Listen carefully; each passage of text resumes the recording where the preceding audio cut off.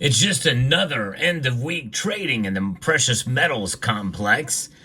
It's very typical for a Friday afternoon, is what we have found when silver gets smacked down like it did today. There's a reason why this occurred, but it will recover unless a certain thing happens or doesn't happen. I'll explain what I mean as we explore.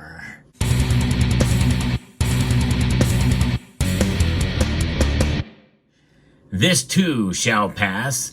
The second day of a pretty big hit in silver's price has pushed it now below the $29 mark.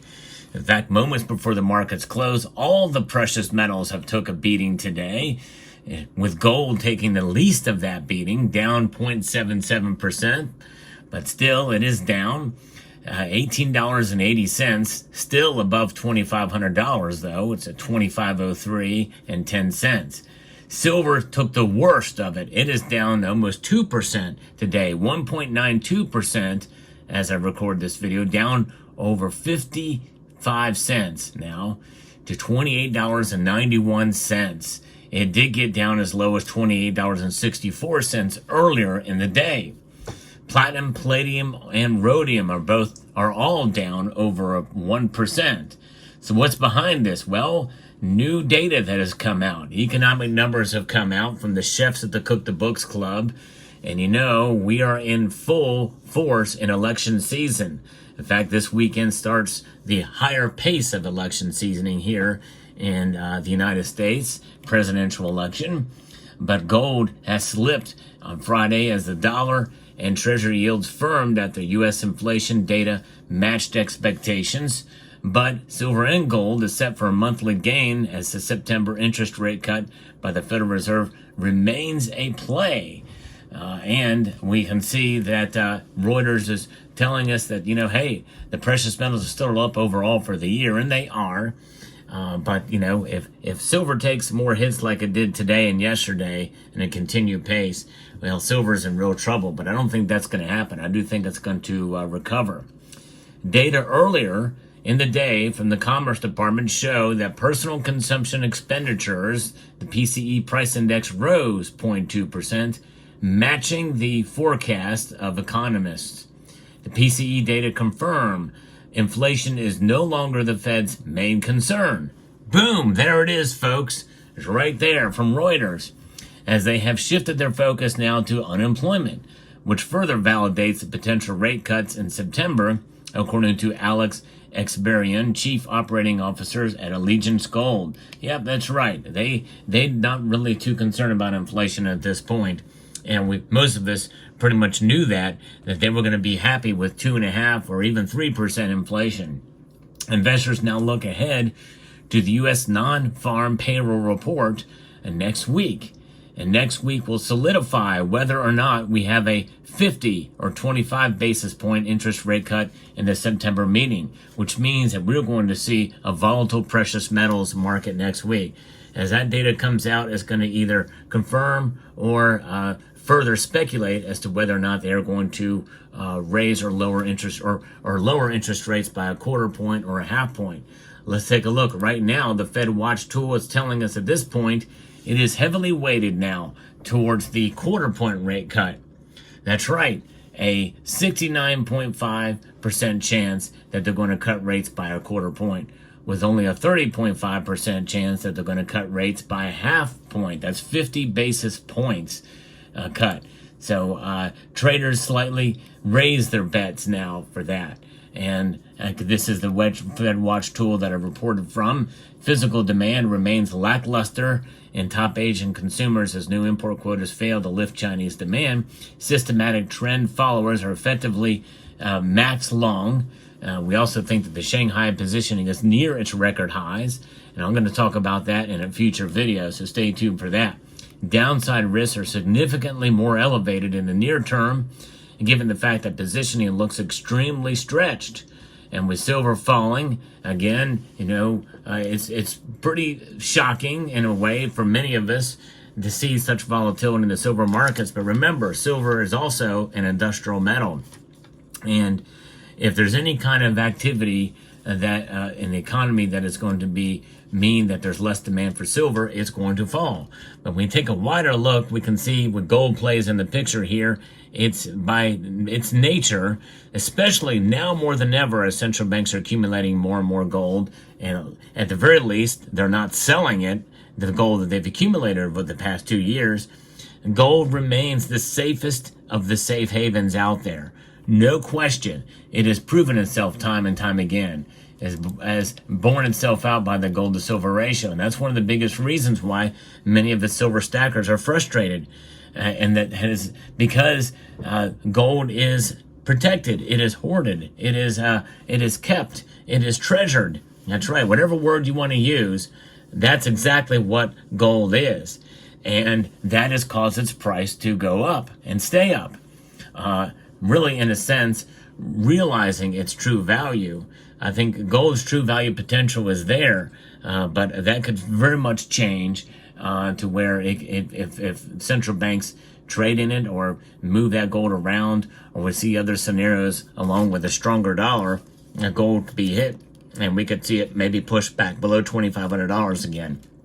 And that's likely because, I mean, you think about it, the speculators out there are betting based off of the information that's out there, what central banks are doing it, but these numbers are being driven by trades in the paper markets.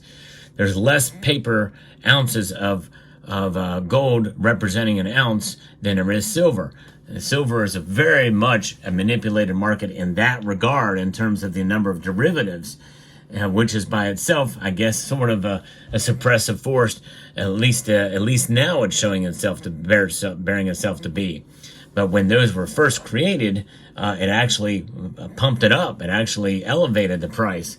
And I think that's part of the reason why we saw silver break out in the mid-2000s.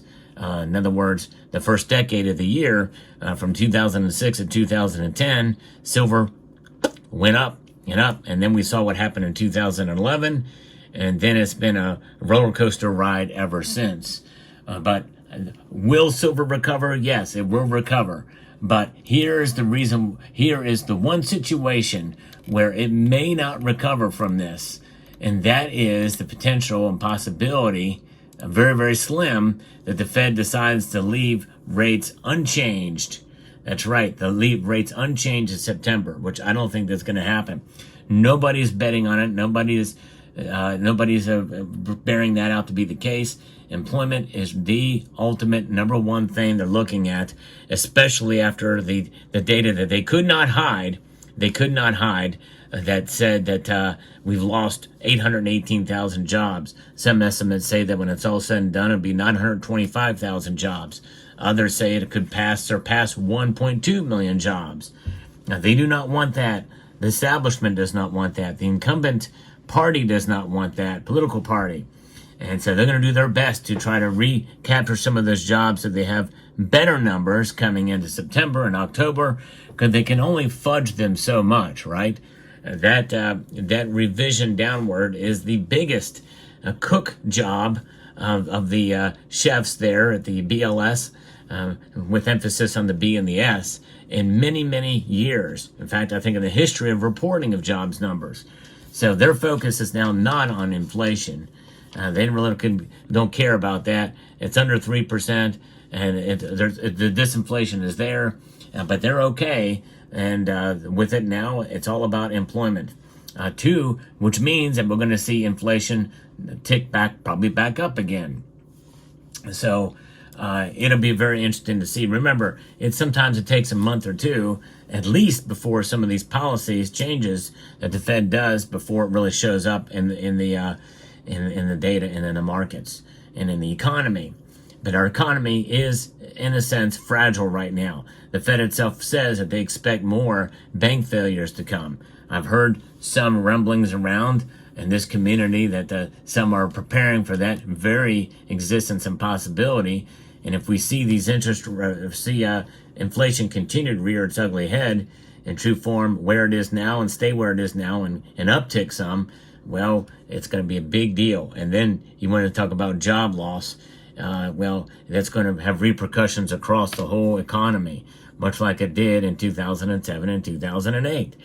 A wide and deep recession very well could be coming in 2025 if we're not careful. By then, it won't matter because we'll have a new president one way or the other. And if it doesn't make the one look good, it's going to make the other one look bad. It's not going to look good for either one, no matter what happens. But the thing is policymakers only care about the here and now. And the markets only care about the here and now, which is why they react the way they do, which is why gold and especially silver are experiencing the pain that we're living with right now. But I don't think it's going to happen. I don't think they're going to keep rates unchanged. So silver will recover because of the madness that were the last 2 days, because of these economic numbers, which are really, in a sense, Bravo Sierra. And that's what the BS stands for. But nonetheless, you can fill in the blanks there.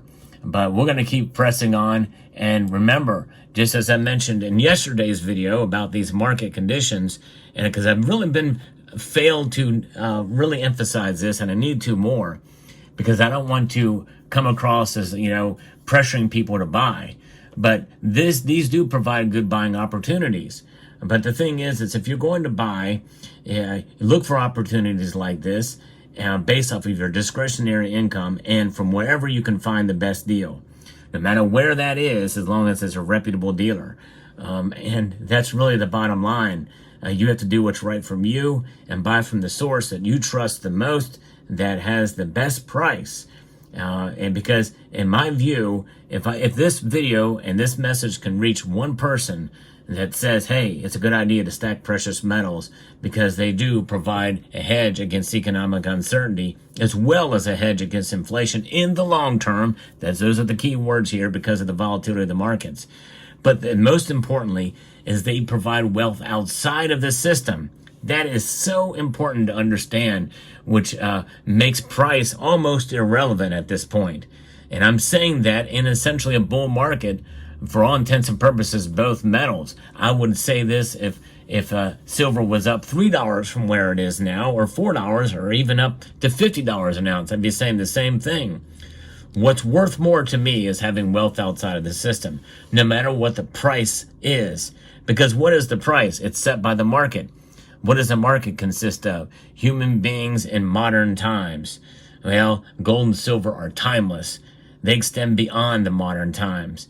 They are beautiful metals that will consistently bear themselves out and prove themselves to be stores of value. So let me know what your thoughts are about this market report today. I'd like to extend a multitude of gratitude to you all for taking the time to watch, and to encourage you to please rate, share, comment, and subscribe.